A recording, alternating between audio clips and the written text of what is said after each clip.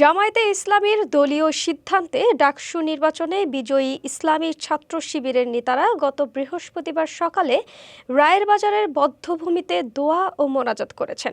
১৯৭১ সালের মহান মুক্তিযুদ্ধের পর এই প্রথম জামায়াত সমর্থিত কোনো সংগঠন শহীদ বধ্যভূমি স্মৃতিসৌধে গেল।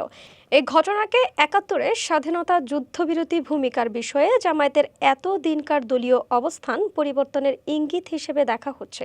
সংশ্লিষ্ট সূত্র বলছে, ভবিষ্যতে এ ধরনের কার্যক্রম আরও দেখা যেতে পারে, যা এতদিন জামায়াত করেনি। দলটির দায়িত্বশীল একটি সূত্র জানিয়েছে, স্বাধীনতা যুদ্ধের বিরোধিতার জন্য জামায়াতে ইসলামীর দলীয়ভাবে ভুল স্বীকার করে ক্ষমা চাওয়ার প্রশ্নে যে রাজনৈতিক বিতর্ক চলমান রয়েছে, সেটির বিষয়ে নীতি নির্ধারণী নেতারা এখন আগের চেয়ে বেশি মনোযোগী।